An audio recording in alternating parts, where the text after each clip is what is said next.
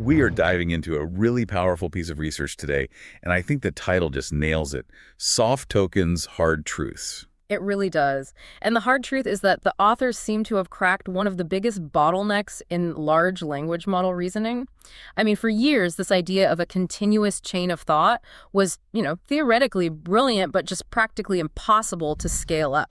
And that's the whole story here. The first key insight is that they introduced the very first scalable reinforcement learning framework that's built to train these continuous CoT representations.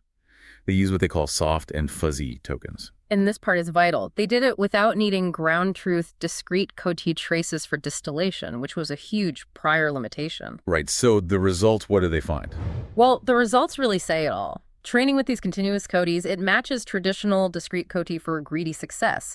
That's your pass at one accuracy. Okay, so no regression. That's good. Exactly. But it significantly surpasses it when you look at pass at 32. And that metric tells us they've got far greater diversity in the model's reasoning, and it's much more robust. And maybe the most practical takeaway for anyone running these models right now, you train the model using these flexible continuous soft tokens, but you deploy it using standard, efficient, discrete, or hard tokens for inference. Which means you get the benefits without redesigning your whole production stack. It's instant usability. It's a huge deal from a deployment standpoint. But to really get what they accomplished, we have to start at the beginning. I mean, why was everyone so desperate to move past standard discrete thinking in the first place? Okay, let's unpack that. When we use a standard chain of thought, every single intermediate step, all that internal monologue the model generates, is stuck being a rigid sequential language token. It's like trying to solve a complex puzzle where every single move has to be perfectly spoken out loud as a discrete word, one after the other. It sounds so limiting. It is. It forces this very rigid, very sequential exploration of the solution space. Now, compare that to how you or I think. Yeah. Our cognition is fluid, right? We hold multiple possibilities in our minds at once. And that rigid token constraint just fundamentally limits the LLM's expressivity. Yeah. It can't explore diverse reasoning paths at the same time. And we've known for a while that the theoretical potential here was huge. They even point back to earlier work like reasoning by superposition. Oh, that paper was fascinating. It really was. It proved mathematically that continuous thought vectors, so vectors that aren't forced to snap to a single token embedding, can act as superposition states. Meaning they can encode multiple search frontiers like multiple lines of thought in parallel? Exactly, all within the same vector. Which gives you massive efficiency gains, right? Huge. The proof showed that this allowed even a shallow transformer to solve complex problems, like directed graph reachability with O of n complexity. And standard discrete SAO-T needs O of n squared for that same problem. Right, so that's the potential for an exponential speedup in reasoning, if we could just tap into that continuous space effectively. So the theory is amazing, but the practice was blocked. What was the big training hurdle that kept this all theoretical until now?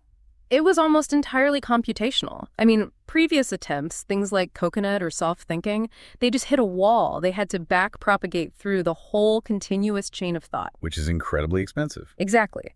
So they were either stuck with super short CoT lengths, we're talking maybe 6 reasoning steps, or they were just inference-only tricks. And if you only apply it at inference, you're just putting a soft layer on a model that was trained to be hard. The model can't actually learn better reasoning paths that way. Precisely. And the other key issue was that vanilla soft inputs tended to degenerate. They'd just collapse back to relying on the single highest probability token. So the whole exercise just becomes greedy decoding again. Right. It negates the entire point of using continuous vectors in the first place. Which brings us to the core innovation here. They had to figure out how to make this whole process work with reinforcement learning in a way that scales and avoids that collapse. Yes. They solved it by making the process stochastic or random, which is exactly what RL needs to explore. But maybe we should start with their definitions of the tokens themselves, because they have 2 flavors. Right. Soft tokens and fuzzy tokens. Let's start with soft. Okay, so a soft token keeps the full probability distribution, P, after the softmax step. Instead of picking one token, they use that whole distribution to create a mixture of embeddings. So the next token representation is basically a weighted average of all possible token embeddings. So instead of choosing the word apple, the model's next thought is a blend of like 80% apple, 10% orange, 5% banana, all mixed together. That's a great way to put it. It's a pure probability-weighted blend. But then they also have fuzzy tokens. Wait, why do we need both? What's the point of fuzzy if soft is already doing this blend? That's a great question. It's about control. With fuzzy tokens, it's a very similar idea, but they set the temperature, tau, extremely low, like 0.0001. Ah, so that makes the probability distribution really, really sharp. It's almost all focused on the single top token. Exactly. So fuzzy tokens are kind of a bridge. They're still continuous, but they're so sharp that the resulting embedding is almost identical to a true discrete token.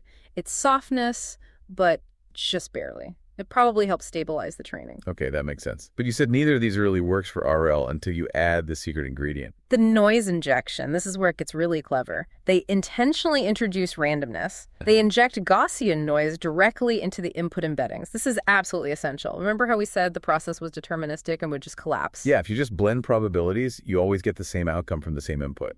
Right. And a deterministic process is a nightmare for RL algorithms like reinforce. You can't do exploration. So by adding this deliberate noise, they create the randomness needed for the policy to explore and find better reasoning paths. And what about the computational drag? Because the old methods, with backpropagation through time, were so slow. That's the beauty of it.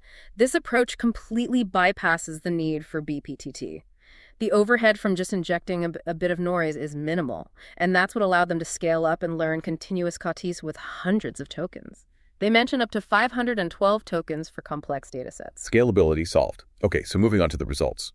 They tested this pretty thoroughly, right? Oh yeah, very comprehensive. They used Llama 3B and 8B Instruct, Quinn 3B, and trained them on math datasets like GSM-8K and math.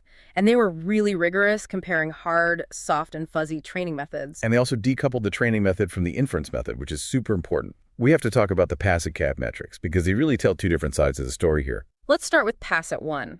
That's just the strict measure of success. You take the single best answer the model gives you, and you check if it's right. And for that, Performance was pretty much the same across hard, fuzzy, and soft training.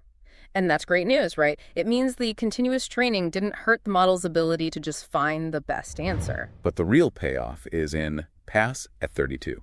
The real payoff is pass at 32.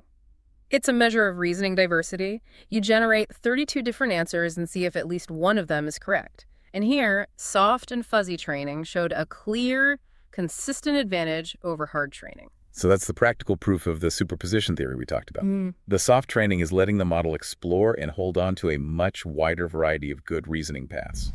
And that leads us to the most critical finding for any engineer listening. You know, some older approaches suggested you could just add continuous Kana at inference time to a discretely trained model and get a boost. And these authors found that's not true. Nope. It did not bring benefits. The key finding, really the headline, is that the highest performance was obtained when you used hard inference on models that were soft or fuzzy trained. That is so crucial. You do the training with the flexible continuous representations, but when you deploy it, you use the standard, fast, discrete decoding pipeline everyone already has. It completely removes the barrier to adoption. You don't need new, fancy samplers in production. You just drop in the soft train checkpoint and you benefit from its improved hard token output. Beyond just the accuracy numbers, they also did some great analysis on what they call the softer touch these methods have on the model's overall stability. Yeah, they looked at out-of-domain robustness using benchmarks like HeliSwag and MMLU, and they tracked the negative log likelihood, or NLL. Which basically measures how surprised the model is by new data. If you over-specialize a model on one task, its NLL on general tasks usually gets worse. And that is precisely what they saw with hard token training. The hard fine-tuning degraded the base model's NLL. You push the weights too far for one task, and you damage its general knowledge. But the soft and fuzzy methods didn't do that. No, they significantly better preserved the NLL. That continuous thought space, learned via RL, acts like a gentler regularizer. It improves the specific skill without bulldozing everything else the model knows. And there's a really dramatic example of this when they looked at performance collapse. They took a Llama 8B model, trained it on GSM-8K, and then tested it on the much harder Math 500 dataset. The difference is night and day. The Hod fine-tuned model just collapsed. Its success rate plummeted to 20.2%. It completely failed to generalize. Wow. But the soft or fuzzy trained models, they recovered that performance, jumping up to around 44.7%. That shows a huge improvement in robustness and generalization. So finally, they connected all this back to the internal mechanics. They did an entropy analysis to see how the models were thinking differently. Right. So entropy here is just a measure of uncertainty. Low entropy means the model is super confident in one next token. High entropy means it's considering a lot of options. And the hard training. It substantially lowered the entropy. The model became prematurely overconfident. Its internal thought process started to look just like rigid, greedy decoding, even when it was supposed to be exploring different paths. It's committing way too early, which explains the low diversity it passed at 72 and why it collapses on harder problems. Exactly. But the soft or fuzzy training maintained an entropy profile that was very similar to the original base model. It kept that valuable uncertainty open for longer, which is perfectly consistent with why it gets higher, pass at 32 scores, and why it's more robust. The model's mind stays more open. So to synthesize all of this, this paper gives us a practical, scalable RL framework for continuous co-PT. It overcomes the computational cost, it gets rid of the need for ground truth distillation, and it prevents the collapse into greedy decoding.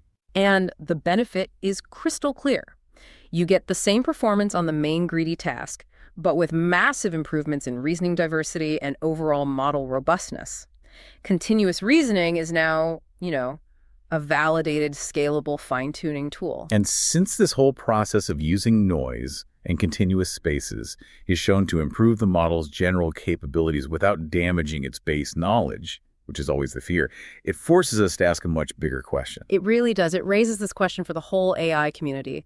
If adding these noisy, continuous spaces after pre-training is so good for flexibility and robustness, should we be thinking about integrating them much earlier? You mean not just during fine-tuning, but directly into the transformer architecture from day one? Potentially.